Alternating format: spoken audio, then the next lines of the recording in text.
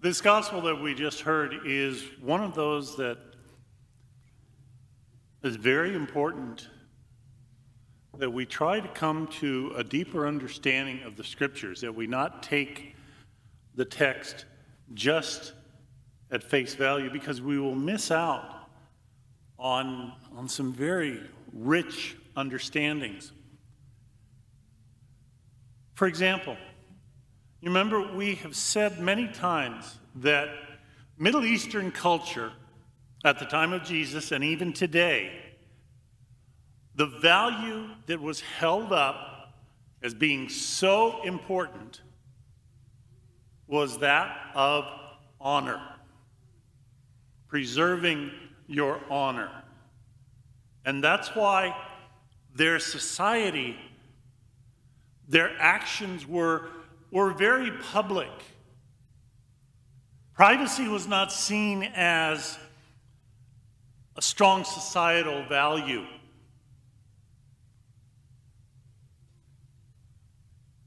And even people had, felt that they had a right to what we would call one another's, own business. Because it was all out there in public. And it was how you appeared, how others saw you or dealt with you. So what's surprising is when you stop and realize that when Jesus told this story, if he had asked the question that he asked a different way,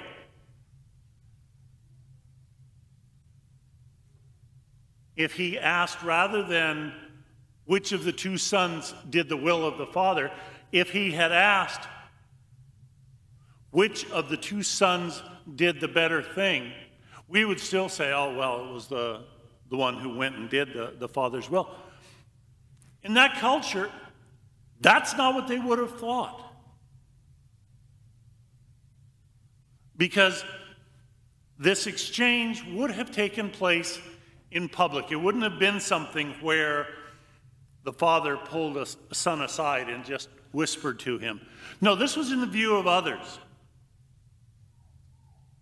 And so the first son, in the view of the people of the time, he acted dishonorably because he embarrassed his father. He took away his honor, regardless of what he then went and did.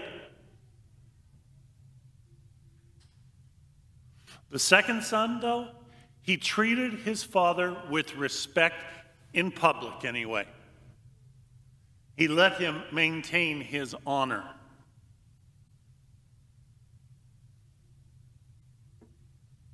So, if Jesus had asked which of the two sons did the more honorable thing, almost all of his audience would have said, oh, the second son. But that's not what he asked. He asked, which of them did what the Father wanted?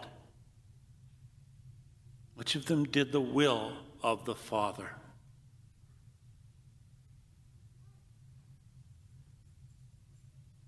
And it was all very much directed at the Pharisees and the scribes, the religious leaders who put on all of the correct appearances, who were very righteously religious, yet their hearts were far from God. And Jesus contrasted them with the ones that are considered public sinners, the lowlifes, the nobodies, the scum. And yet,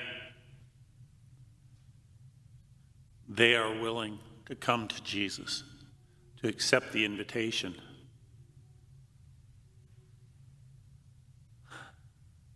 Pharisees did not think any more highly of Jesus after he told this story. He really rubbed some salt in their wounds. All that being said, I've got another parable for you. On a rocky seacoast where shipwrecks were frequent, There was once a ramshackle little life-saving station. It was no more than a hut, and there was only one boat. But the few people who manned the station were a devoted lot, who kept constant watch over the sea, and with little regard for themselves and their safety, went fearlessly out in a storm if they had any evidence there had been a shipwreck somewhere.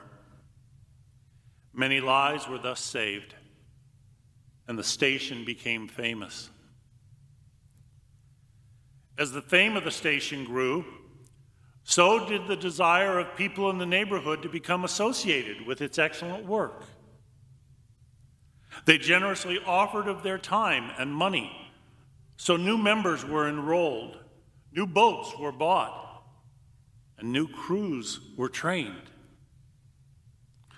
The hut, too, was replaced by a comfortable building which could adequately handle the needs of those who had been saved from the sea. And of course, since shipwrecks do not occur every day, it became a popular gathering place, a sort of social club. As time passed, the members became so engaged in socializing that they had little interest in life-saving, though they duly sported the life-saving motto on the badges they wore. As a matter of fact, when some people were actually rescued from the sea, it was always such a nuisance because they were dirty and sick and soiled the carpeting and the furniture. Soon the social activities of the club became so numerous and the life-saving activities so few that there was a showdown at a club meeting, with some members insisting that they return to their original purpose and activity. A vote was taken, and these troublemakers, who proved to be a small minority, were invited to leave the club and start their own, which is precisely what they did a little further down the coast, with such selflessness and daring that after a while, their heroism made them famous, whereupon their membership was enlarged, their hut was reconstructed, and their idealism smothered. If you happen to visit that area today, you will find a number of exclusive clubs dotting the shoreline.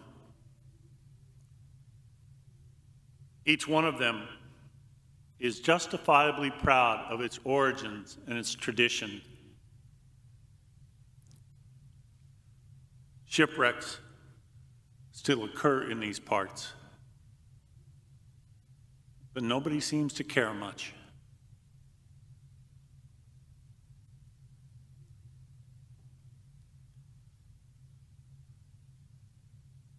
I hope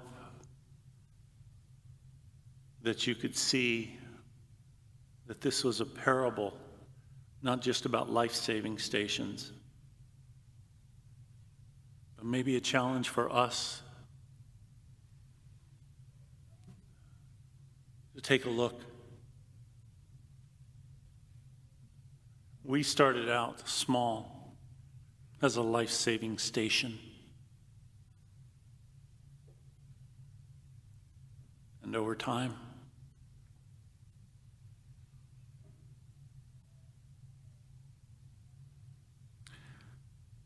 shipwrecks still occur in these parts, but nobody seems to care much. What are the issues that we as church insist on focusing on, when in fact, shipwrecks still occur in these parts, but nobody seems to care much?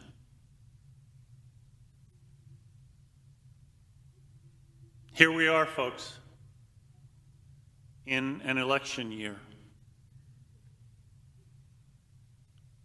Shipwrecks are still occurring. But does anybody seem to care that much?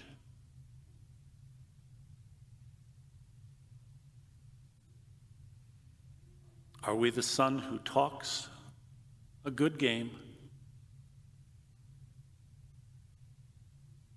but doesn't follow through? Or are we the son who does the Father's will?